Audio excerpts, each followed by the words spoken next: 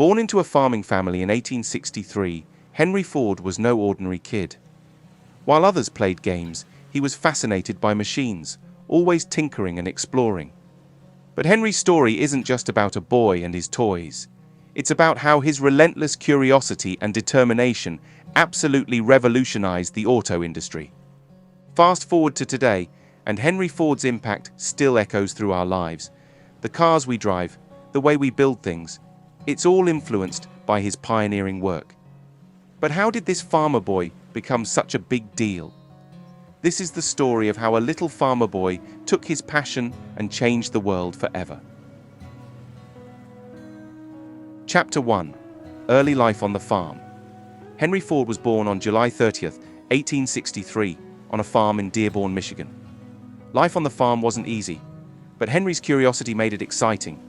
Instead of playing typical farm games, he loved taking things apart to see how they worked. When Henry was just 15, he got his hands on a pocket watch. He didn't just check the time with it, he took it apart and put it back together again, all on his own. His neighbors were amazed, and soon they were lining up with their broken watches, hoping Henry could fix them too. It was clear to see Henry's passion wasn't in farming. Sure, he helped out on the farm, planting crops and tending to animals, but his mind was always on the machines. He found himself drawn to the clanking and whirring of the farm's machinery, eager to learn how it all worked.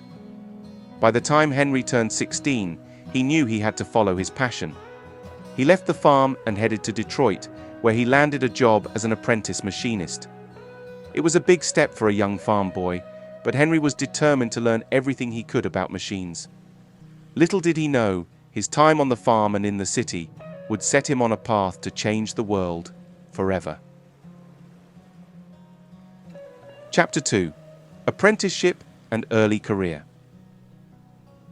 In Detroit, Henry worked hard and jumped right into learning about machines, tools, and engines. Henry's bosses quickly noticed his skills. They saw how good he was at his job and gave him more important work.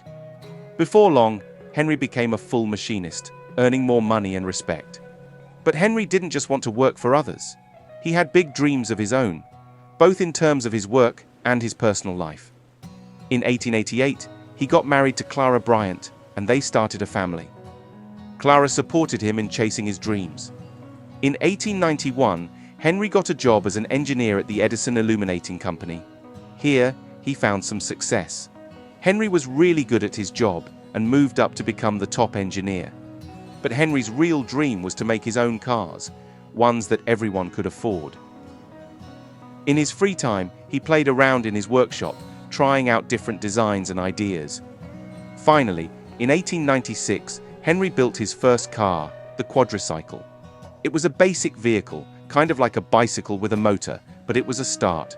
Henry was happy with what he made, so he tried to start his own car company in 1899. But it didn't work out. The incredible thing, though, is that Henry didn't give up.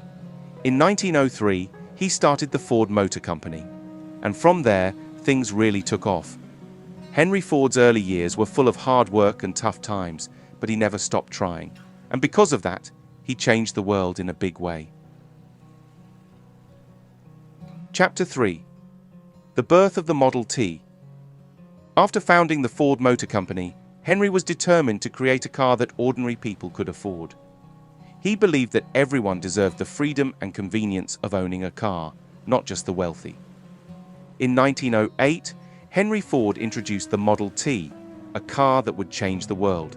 It was simple, sturdy, and affordable, priced at just $825. The Model T quickly became a hit, capturing the hearts and wallets of people across America. But Henry didn't stop there. He knew that to make the Model T even more affordable, he had to find a way to make it faster and cheaper to build. So he came up with an ingenious idea, the assembly line. Chapter 4. The Assembly Line. Henry Ford's vision for the T didn't just stop with making a car that everyone could afford.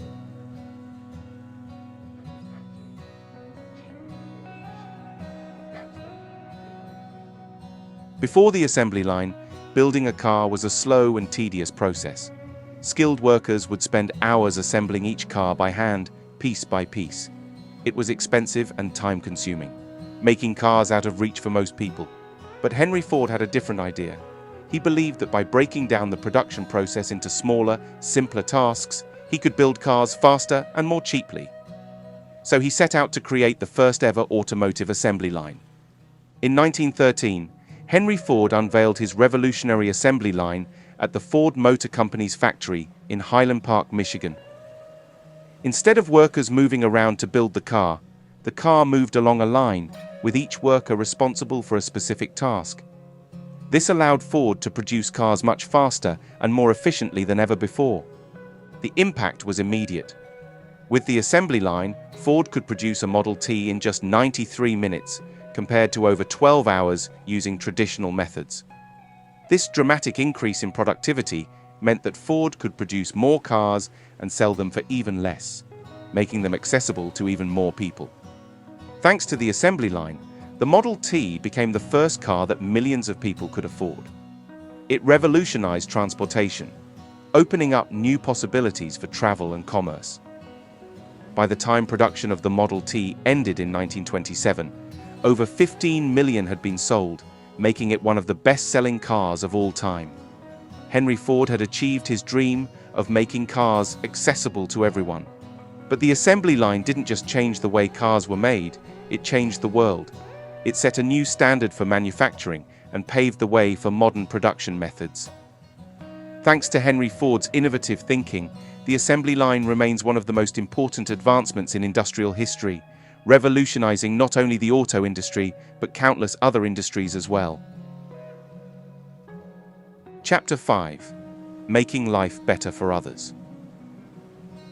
Henry Ford wasn't just about cars and factories, he also cared a lot about people. He wanted to make life better for his workers and their families. One big thing he did was raise his workers' wages to $5 a day in 1914. That might not sound like a lot now, but back then, it was double the usual pay for factory workers. He also made sure they only worked 8 hours a day, giving them more time for their families and other things they enjoyed.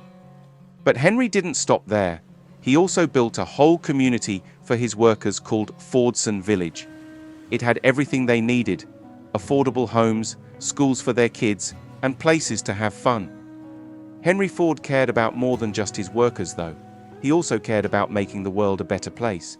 He supported peace efforts and organizations that aimed to bring people together and make the world a more peaceful and understanding place.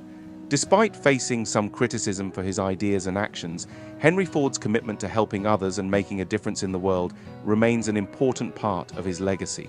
His actions inspire us to think about how we can make life better for those around us, just like he did. What do you think of Henry Ford and his legacy? Let me know in the comments. And if you found this video interesting, don't forget to like and subscribe for more like this.